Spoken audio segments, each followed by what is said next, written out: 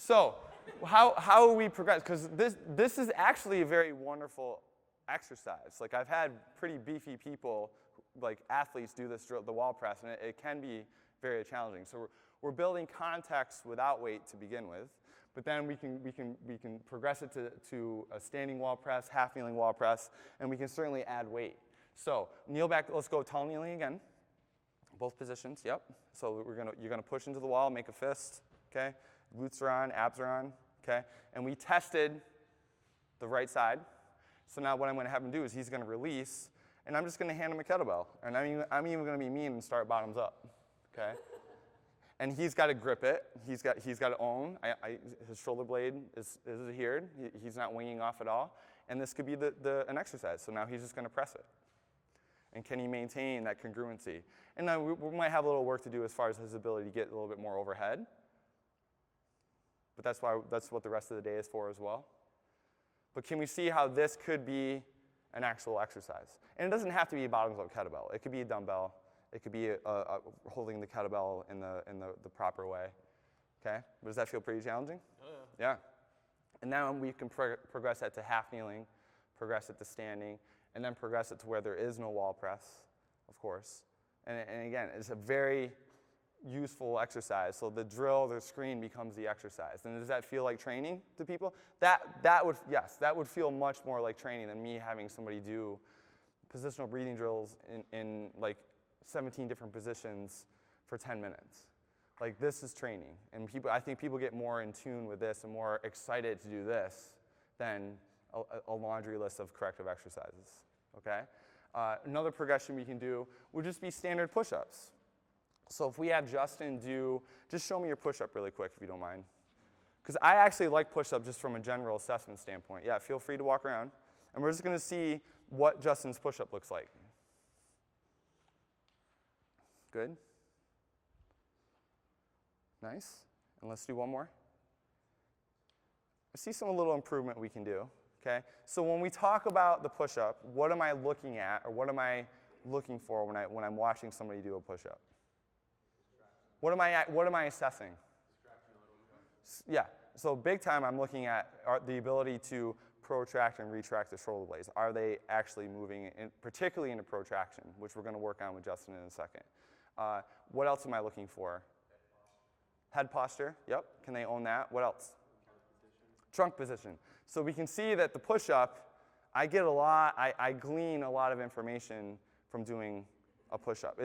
Am I just assessing someone's ability, upper body strength? Maybe kind of, sort of. But I'm looking at scapular function, lumbo-pelvic control, a lot of other factors that come into play.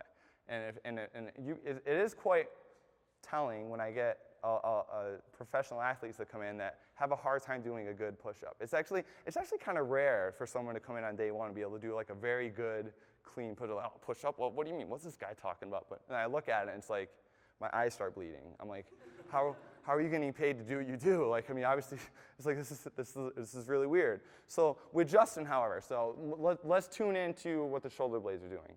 So Justin, if you do another rep for me. So on the way down, what do I want the shoulder blades to do on the way down? I want them, they're going to retract and they're going to come together. What do I want them to do when he comes up? He's having a little bit of a hard time doing that. So a lot of times I often say like the shoulder blades like to make out with people. So they come down, the shoulder blades, they're touching each other and making out in the bottom position. And a lot of times someone comes up in that top position in the push-up and the shoulder blades just stay glued together and together. I do not want to see that. I want to see the shoulder blades moving around the rib cage. I want the serratus to do its job. So, and all I'm looking for is just a little bit of a push away or a little bit of a plus at the top. Okay? So let's think about that. We're going to slow it down, Justin. So you're very close. It's just very subtle. Okay? So glutes are on. I say flex your kneecaps, flex your abs. Yep. Pull yourself down into that push-up. And at the very top, okay, just get that little plus. There we go. That's what I'm after. It was slight. He was very close. That's what I'm after. Now, I'm not saying he has to like purposely round his back at the top. That's not what I'm after. But did his people in the front row see the difference, or even the one standing in the back? That's what I'm after. I want the shoulder blades moving around the rib cage. And that, again, is a wonderful way of using a push-up to fix stuff. You know, in one of the breakouts earlier with Dean, one of the groups were talking about, oh, well, if the scapula isn't, if we don't have access to this and the scapula is not doing that, like how much time will we spend on correcting that? And I was honest. I was like, honestly, like, not a lot. I think regular good training with just basic exercises cleans up a lot of stuff. Like good training cleans up, like doing stuff well is corrective. So and a push-up to me is, yes, a very basic exercise and a very vanilla exercise, and people tend to like, oh, it's a push-up, like how could this possibly be beneficial? Well, it's actually a really awesome exercise, and if it's done correctly, it actually become a very hard exercise. And then not to mention all the iterations we can do as far as making it more hard. So adding band resistance, adding chains, taking away a point of contact. Like there are many ways to make them more challenging. Slowing them down, like tempo, is a way of making them harder. All right? So does that make sense with your push-up? Just that little subtle plus at the top. So that, and I'm not going to go over push-up variations. Like, I mean, we could probably sit here all day and talk about push-up variations, but that would be part of the corrective. We can also talk about doing arm bars and side-lying screwdrivers. So we did your right side, so let's go, lay on your left. Okay. So what we're going to have him do is we're going to grab the kettlebell. Now, are you familiar doing arm bars? Okay. So, and we're going to go into we're going to go into the side-lying arm bar. So roll over to the side. Yep. So now in this position, he's crushing the kettlebell. His knuckles are facing the ceiling, which is what I want. And I know you can't see it on the camera, but what I'm looking for is is that shoulder blade staying in place? Is it staying adhered to the rib cage? And people can come from the side and see that it is. It's not winged off. And better yet, Justin, why don't we do this? Why don't we do the same side but face that way, just so the camera can see it? Yeah, there you go. Perfect. And roll over to your side. Perfect. There we go. Now, when I have somebody do an arm bar, again, I'm trying to see, like, can they maintain that congruency? Yes. Now, how could I progress this exercise?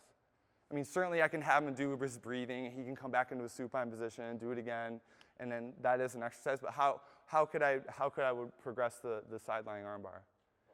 What? I can go bottoms up. We're not going to do that yet. That'd be me. Go right. Give him the beast. Give him the beast. Yes. So number one, I would say we can just do a regular press here.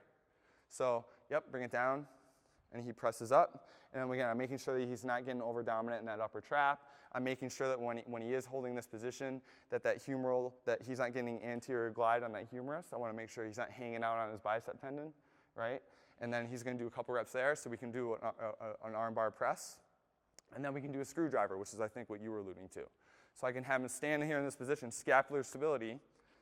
And now we can work on internal, external rotator cuff congruency and making sure he's getting a motion from his rotator cuffs. So now we can go to internal and external rotation, making sure that he owns this position here.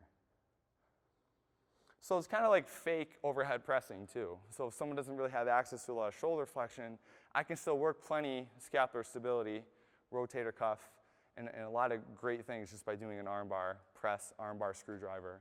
And I'm sure there's probably other iterations that you guys have, which when we break off, please feel free to share, because I'll steal it and put it in my next workshop. All right.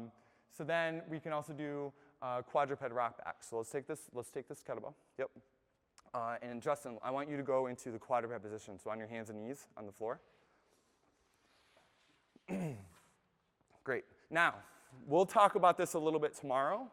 Let me turn this light off so it's not blinding me. We'll talk a little bit about this tomorrow when we talk about squat and deadlift assessment. But when we do a quadruped rock back, do we not use the quadruped rock back to assess like access to hip flexion and looking at someone's ability to, okay, when do they lose their lumbar spine when they squat? But this is also a way of like nudging a little bit more upward rotation with the shoulder blades. So when we do a regular quadruped rock back, I'll just have somebody kind of sit back to their ankles. So just do a couple reps for me. Yep, they'll sit back into their ankles, and we'll talk about this tomorrow. Okay, and we'll just see what range of motion they have. But this is also a great way of now we're gonna get your shoulder blades involved a little bit. So with the quadruped rock back here, what I want you to do is like instead of just thinking about sitting back onto someone's hips, I want you to bring your hands a little bit more forward. I want you to push into the floor hard, and I want you to think about actively pushing yourself away slowly back to your hips. So keep those abs on. Push into the floor, push into the floor, push into the floor, and he's getting a little bit more upward rotation on his shoulder blades. Okay, so come back up, Brace those abs. Push into the floor. So he's protracted away. So I'll put, yep, there you go. That's where I want you. Nice. And then keep those abs on. And now I'm nudging him. He's got that congruency I'm after, but I'm nudging him in a little bit more upward rotation too. And this would be a simple filler. It could be part of an extended warm-up. It's fine. But I'm getting after the crux of the issue, whereas I want him to get that congruency of the shoulder blade. I can't grab the shoulder blade here. He's turning stuff on. We're building context. Great. Quadruped rock back. And then lastly, I'm going to have you guys break off. Where did I put the clicker? There it is.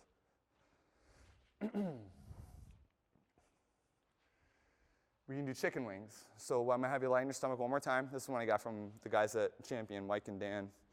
So chicken wings. So what I'm going to have you do is you're going to put your hands up like so. Okay? Let's go thumbs up. Okay? And first things first, I'm going to have you bring your arms up like so, just like that. Yep. So here we can work on a little congruency as well. Let's go palms down a little bit. And all I want you to do is you're going to lift your elbows up and you're going to get that little retraction in your shoulder blades.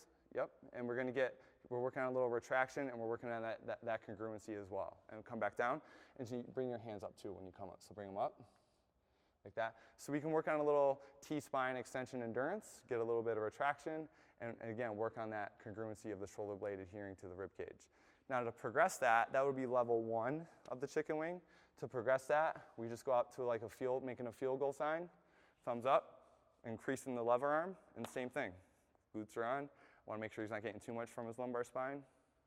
And usually what I do is I have people hold it for like a 5-second count. So they come up, 1, 2, 3, 4, 5, and it's challenging, right? Now what would be the last progression here? How could I make that even harder? Yeah, go into a Y position, so now we even get lower traps. So when we think about the fiber orientation of the lower traps, we think of 135 degrees. So now we get a little bit more posterior tilt here too, which is what we want. We want that shoulder blade to stay adhered. Okay, so do the same thing. So with this one, I want to make sure that he's not going into depression and like using those lats. I want to make sure he's not overactive in his upper traps and relax.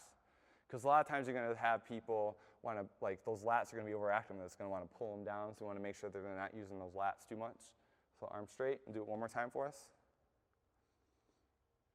Chicken wings, yeah, good. Excellent, and relax, good. All right.